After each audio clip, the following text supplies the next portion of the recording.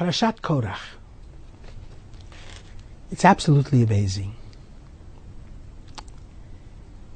how much a Jewish leader has got to suffer.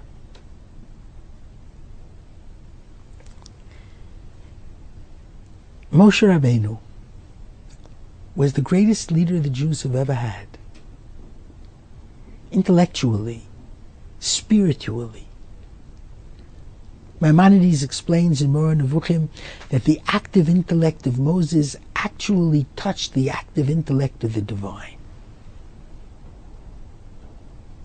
Moses' Torah, in effect, became God's Torah because Moses divined exactly what God wanted. And this took enormous intellectual strength and vigor.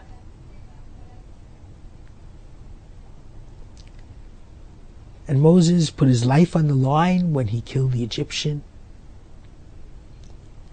Moses, lahavdil, a Mandela to the 100,000th degree, brought the Jews into freedom and gave the Jews a divine constitution upon which to build their nation.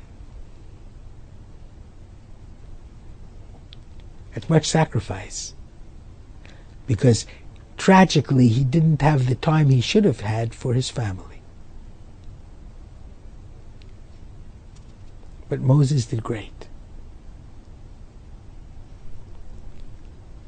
And suddenly in Parashat Korach comes the reason for what happens in Parashat Chukat, when Moses is no longer to be accepted as the leader of the Jews, of the Hebrews, when they enter the land of Israel. Why do I say that Korach explains the reason? Let me tell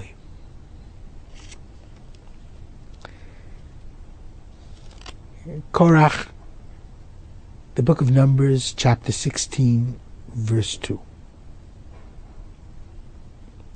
And there rose up before Moses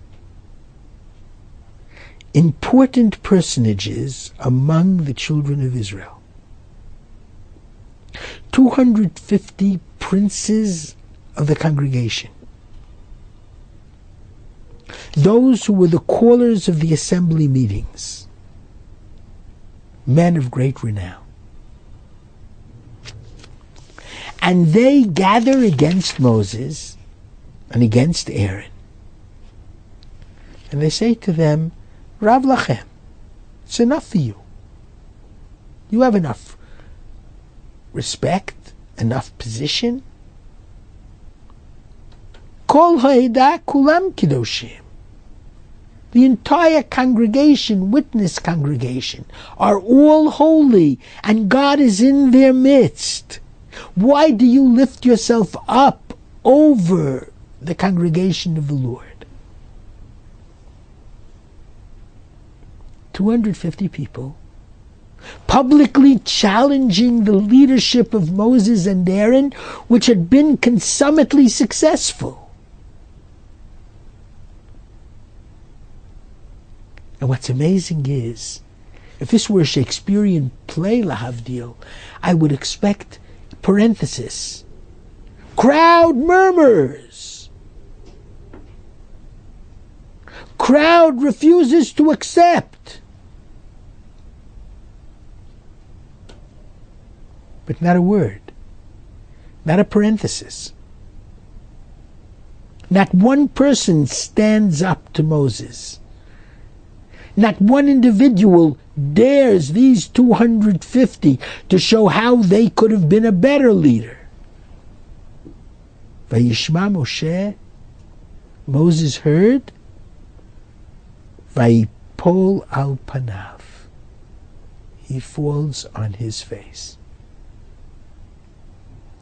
In obeisance to God, saying in effect, whatever I did because I thought that's what God wanted. I acted selflessly, but not one word of trying to prove why he deserved something better.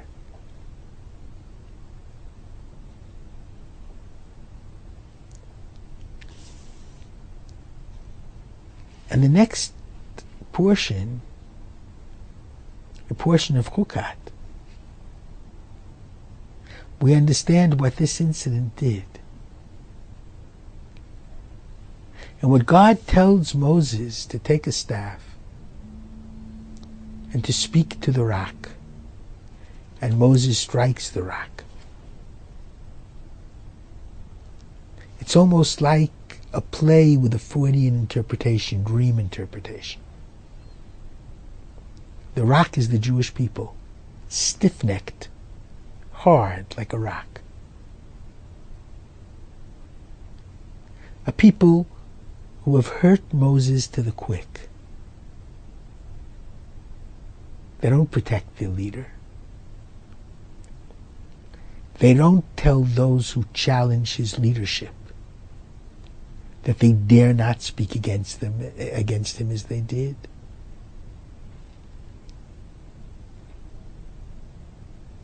And Moses, who is the consummate man of humility, Moses strikes the rock, displaced anger. He really wanted to strike the stiff-necked nation for their lack of gratitude. But he can't do that. That's not Moses. The Egyptian he can strike, not his own nation. But he's lost patience with them. He's perhaps even to a certain extent stopped loving them passionately. No wonder. But therefore, he cannot be the next leader. You must love the nation and always forgive them if you are to successfully lead them. And so the roots of Chukat are to be found in Korach. Korach may have failed in his rebellion, but he succeeded in pushing Moses out of his office. And all of Jewish history may have been completely different if Moses had remained to lead the Jews going into Israel as well. Shabbat Shalom.